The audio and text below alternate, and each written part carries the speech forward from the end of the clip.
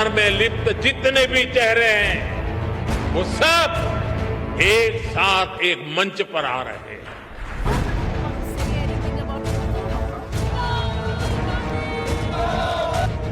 आग लगी है, बेमुरव्वत लगी है, बेतहाशा भड़की है। दिल्ली का तापमान आसमान पर पहुंच रहा है। विपक्षी भट्टियों में आरोप पिघल रहे हैं और मोदी निशाने पर है। इतना बड़ा भारत देश, इतने एयरपोर्ट, 30% एयरपोर्ट का बिजनेस आज मोदी जी के पास है। इस देश में लोकतंत्र खत्म हो गया है। कायल है इस देश का प्रधानमंत्री। लगा दो केस मुझ पर, लगा दो केस मुझ पर, जेल ले जाओ मुझे भी, लेकिन सच्चाई ये है कि इस देश का प्रधानमंत्री कायल है।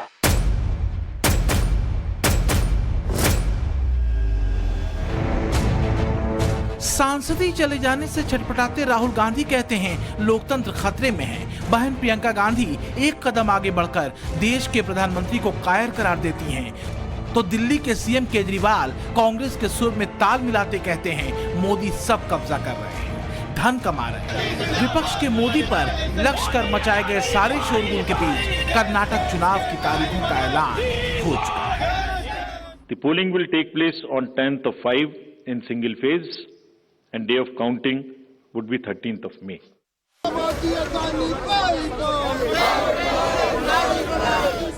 तो क्या मोदी के खिलाफ विपक्षी एकता का सबसे पहला लिटमस टेस्ट कर्नाटक की जमीन पर होगा? जो भी हो, पर एक बात तो तय है कि 2014 और 2019 की तरह ही विपक्ष के निशाने पर सिर्फ और सिर्फ मोदी है। लेकिन मोदी ने कर्नाटक ही नहीं बल्कि 2024 के लिए जनता के बीच अपना एजेंडा सेट कर दिया है, विपक्षी शोर के पीछे की पीड़ा को बताकर। भारत विरोधी शक्तियों का एकजुट होना स्वाभाविक है। ये शक्तियां किसी भी तरह भारत से विकास का एक कालखंड छीन लेना चाहती है। आज भारत का सामर्थ्य अगर फिर बुलंदी की तरफ जा रहा है तो इसके पीछे हमारी एक मजबूत नींव है। ये नींव हमारी संवैधानिक संस्थाओं की है, हमारे कॉन्स्टिट्यूशनल इंस्टीट्यूशंस की है। इसलिए आज भारत को रोकने के लिए हमारी इस नींव पर चोट की जा रही है, संवैधानिक संस्थाओं पर प्रहार किया जा रहा है, उन्हें बदनाम करने का अभियान छेड़ा जा रहा है। उनकी क्रेडिबिलिटी, उनकी विश्वसनीयता खत्म करने की साजिश की जा रही है। जो लोग भ्रष्टाचार में लिप्त हैं, उन पर जब एजेंसियां कार्रवाई करती हैं तो एजेंसियों पर हमला किया जाता है। जब कोर्ट कोई फैसला सुनाता है तो कोर्ट पर सवाल उठाए जाते हैं, न्यायिक प्रणाली पर हमले होते हैं। आप सब देख रहे हैं, कुछ दलों ने मिलकर भ्रष्टाचारी बचाओ अभियान छेड़ा हुआ है। कहीं ऐसा तो नहीं कि करप्शन के मुद्दे पर मोदी को टारगेट करके विपक्षियों ने खुद कुल्हाड़ी पर पैर मार दिया है?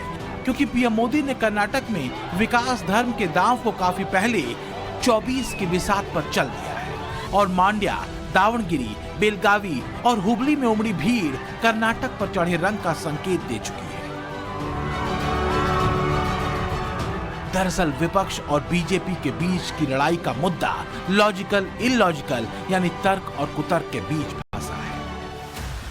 बीजेपी कहती है कि जहां उसका एजेंडा विकास है तो वहीं विपक्ष का एजेंडा भ्रष्टाचार पर कथित आवाज है। विकास के तथ्य के तौर पर मोदी के पास बदले इंफ्रास्ट्रक्चर की तस्वीर है तो करप्शन के मुद्दे पर विपक्ष के पास तथ्य नहीं सिर्फ आरोप हैं। बीजेपी के पास मोदी का गवर्नेंस मॉडल है जबकि विपक्ष गवर्नेंस का कोई मॉडल नहीं देता, सिर्फ आरोप लगाता है। मोदी का एजेंडा राष्ट्रवाद है जबकि बीजेपी कहती है राहुल गांधी विदेशी ताकतों से मदद मांगते हैं। मोदी राज में करप्शन पर जीरो टॉलरेंस की बात है तो वहीं विपक्ष के कई नेता भ्रष्टाचार में फंसे हैं, ये भी एक तथ्य है। और इन्हीं लाइन के साथ मोदी का 2024 वाला वॉर रूम तैयार है। 2024 का लोकसभा चुनाव सभी राजनीतिक दलों के लिए बेहद मायने रखता है। इसीलिए भारतीय जनता पार्टी ने 2024 के लोकसभा चुनाव के लिए मिशन मोड में तैयारी प्रारंभ कर दी है।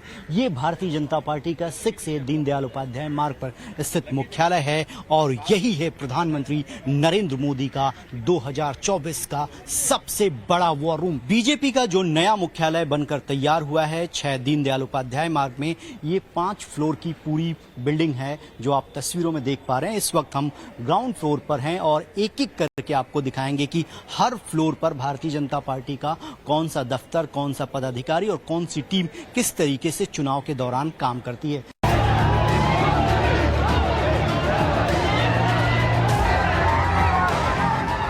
कर्नाटक की लड़ाई अहम है बीजेपी के लिए भी और कांग्रेस और सहयोगी दलों के लिए भी, क्योंकि दक्षिण के इस दुर्ग को फतह करने का मतलब होगा 2024 के लिए एक अहम परसेप्शन।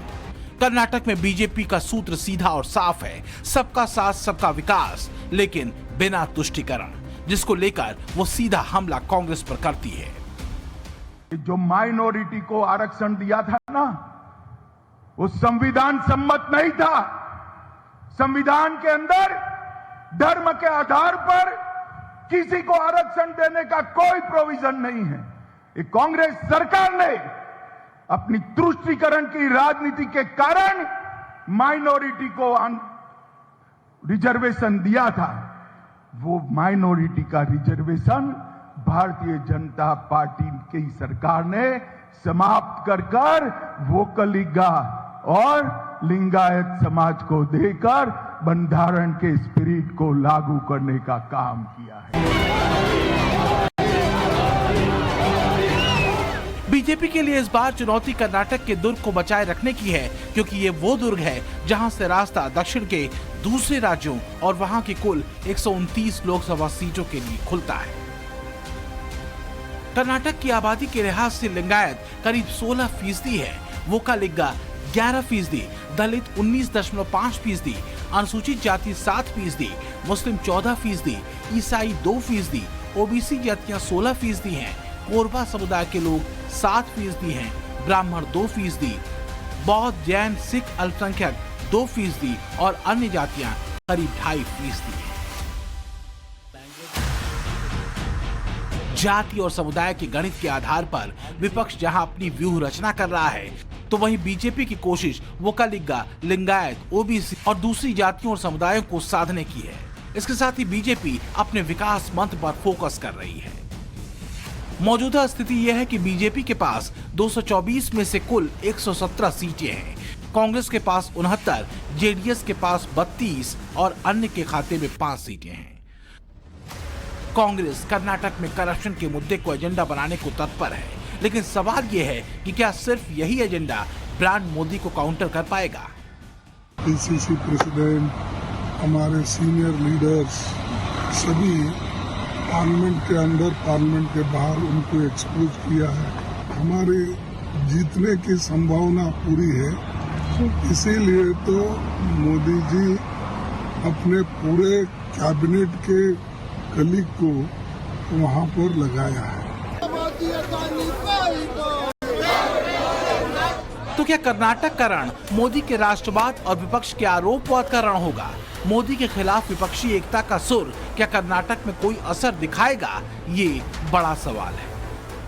और ये तो वो लोग हैं जिन्होंने मुझे भी जेल में डालने के लिए क्या क्या जाल नहीं बिछाई, लेकिन वो पूरी तरह नाकाम रहे।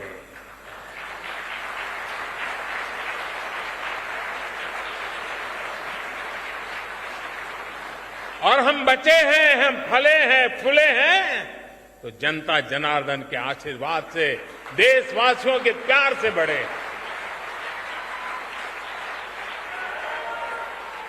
देशवासियों का अपार प्रेम, यही तो हमारी पूंजी है।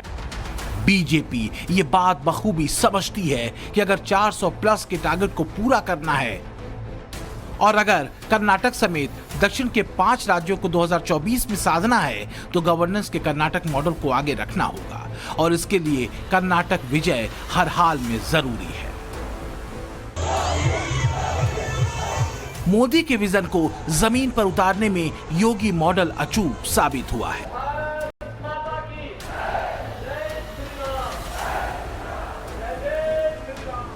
गुजरात इलेक्शन में योगी के जबरदस्त स्ट्राइक रेट ने उन सीटों पर भी दमदार प्रदर्शन किया जहां कांग्रेस काबिज थी। योगी ने गुजरात में जिन 25 विधानसभा सीटों पर रैलियां की, उनमें से 18 सीटों पर बीजेपी को जीत मिली, यानी योगी का स्ट्राइक रेट करीब 72% का था। इनमें भी 9 सीटें ऐसी थी जिन पर 2017 में कांग्रेस का कब्जा था। लिहाजा कर्नाटक में हिंदुत्व के गाढ़े एजेंडे को योगी के जरिए बीजेपी मैदान में उतार सकती है। बीजेपी के वॉर रूम में तैयारी काफी पहले ही शुरू हो चुकी है। इस वक्त हम भारतीय जनता पार्टी के दूसरे फ्लोर पर हैं, जहां पर आईटी सेल का मुख्यालय है और यहां पर एक पूरी टीम जो है काम करती है, जिसका नेतृत्व जो है आईटी सेल के हेड अमित मालविया करते हैं। यहां पर जितनी भी तकनीक उपलब्ध है, जिनके माध्यम से जो वोटर्स हैं उन तक पहुंचा जा सके, उनको प्रभावित किया जा सके, उनको इन्फ्लुएंस किया जा सके, वो तमाम जो तकनीक हैं वो यहां पर इस्तेमाल की जाती है। वैसे विपक्ष का लोकतंत्र खतरे में है वाला नारा और तानाशाही के खिलाफ आक्रामकता वाले जेस्चर पर बीजेपी बेहद सधे हुए तर्कों से जवाब दे रही है। কালি যদি মোৰ ওপৰত যদি কোনোবা কোৰ্টে কনভিকশন দিয়ে, will the BJP MLA will wear a black flag and demonstrate? No, we will go to High Court, we will go to Supreme Court, we will go to the Session Court, but we will never defy judiciary. This trend is not good for Indian democracy. Karnataka का चुनाव सिर्फ राजनीतिक तौर पर BJP और कांग्रेस के लिए अहम नहीं है, बल्कि साइकोलॉजिकल वॉर में एक परसेप्शन गढ़ने और मिटाने का भी है। यही वजह है कि मोदी का वॉर रूम 24/7 ऑन है। तो 2024 के लिहाज से या कर्नाटक के चुनाव के लिहाज से जितने भी उम्मीदवार हैं, सबके भाग्य का फैसला इसी बिल्डिंग के 4th फ्लोर पर होगा और उसके बाद फाइनल लिस्ट जो है भारतीय जनता पार्टी के मुख्यालय की तरफ से जारी की जाती है। ये भी वॉर रूम का ही हिस्सा है, रणनीति का ही हिस्सा है कि किस तरीके से हम उम्मीदवारों का चुनाव के दौरान चयन करें। रविकांत राय के साथ ब्यूरो रिपोर्ट, टाइम्स नाउ, नव भारत।